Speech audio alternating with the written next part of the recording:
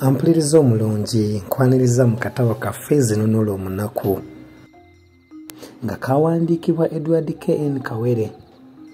Kawere ono yazaalibwa Najjeera mu Kyaddondo mu 1920. Yasomera Kiira, Namugongo n'Ensambya gye yava okugenda e Makerere. E Makerere yavaayo ng'awangudde ebbaluwa ey'obusomesa. Kawere yamala ebbanga ddene nga ku by'okuyiga okusomesa agattako n'Oluganda era yamala ekiseera ekiwanvu ng'akolagana nnyo n'ettabi ly'Ekitongole ky'Ebyenjigiriza ekikola ebibuuzo ekya East African Examination Council. Omuwandiisi ono yamala ebbanga eddene nnyo ng'anoonyereza ebintu ebitaali bimu mu lulimi Oluganda, bw'atyo kyeyava asobola okuwandiika ebitabo eby'omugaso mu lulimi Oluganda. Kawere ye muwandiisi w'obutabo buno: Ebitontome Eby'Amakulu Bukadde Magezi, Akatabo k'engero Eziriko Ennyimba NE Solofa, n'enketta Mu Bizinga by'eyugoyugo.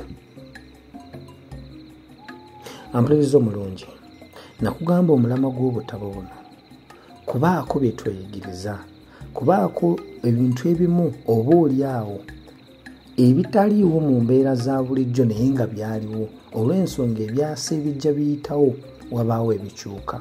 So mu kubeera nga tusoma ebitabo bino bituleetera okumanya obuwangwa obutuufu, ennono, empisa n'embeera y'abantu bwe yabeeranga mu biseera ebyayita oba oliawo bitakyaliwo mu kaseera kano. Ampuliriza omulungi, nzikiriza tweyongereyo mu kitabo kyaffe kino era nga tugenda bba twambalagana ne suula yaffe esookera ddala emanyiddwa nga Neetonya Mu Nsi. Ebigambo bisirikiitu ddala ebyawambira ne bisimba amakanda era ne bitebenkera mu mmeeme yange nga biva mu ebyo jjajjange bye yannombojjera ebyaliwo mu kuzaalibwa kwange. Nazaalibwa mu nsi y'Ettigati mu ssaza ly'Ekitoma mu ggombolola y'Abagaaya Kyezinze ku kyalo Ndolombe. Mu kiseera Ssekabaka Kondooba Ndaggu Balungi Siiti mwe yaggira omukono mu ngabo, mutabani we Zigula Ensigo Konkomibbi Kitawongwa amala amuddire mu bigere. Enjuba bwe yali egolooba ng'akasandabazaana keememola era ng'ezzuuba lyakamalambale kasookedde lyewanika mu lubaale. Ekyeya ekyayakapereketya ekyandaakalaza ensi yonna n'erakasira era ekyakoze abantu bonna kagiri bwe kyali kisendeekerezebwa nga kiri kumpi n'okulabibwa mu nkoona. Enjala tolya munno, Kiryankondwe, Kisannumbo, Saanya, Guli ku nfunzi, Kakutiya, Kiryansanafu okuggyako eno yajjo ly'abalamu gw'omuwadde akatebe bwe zaali zimaze okubaawo era olutabalo lwe zinadda okunywa nga lwakadda.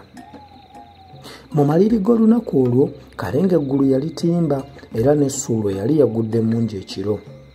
Kyokka mu kiseera ekyakalasamayanzi obudde bwali bwetadde bulungi era ng'akasana keemulisa bulala.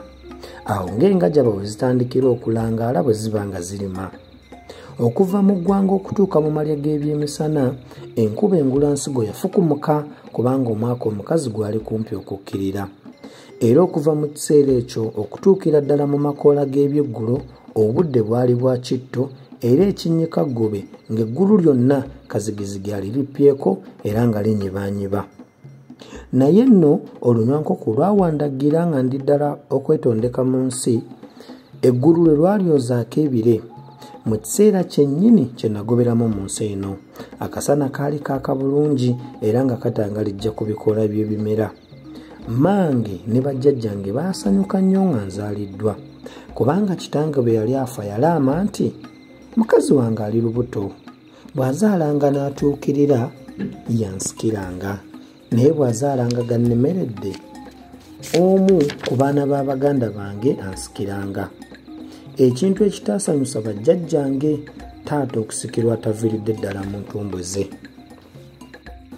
Ampuliriza omulungi, bw'atyo ne tubeera nga tutuuse ku nkomerero y'essuula yaffe mu bumpi bwayo. Era oba oliawo tunaatandikirawo ate mu ssuula ey'okubiri twongere okumanya biki ebyaddirira oluvannyuma lw'okuzaalibwa kwange. Tuli mu Zinunula Omunaku.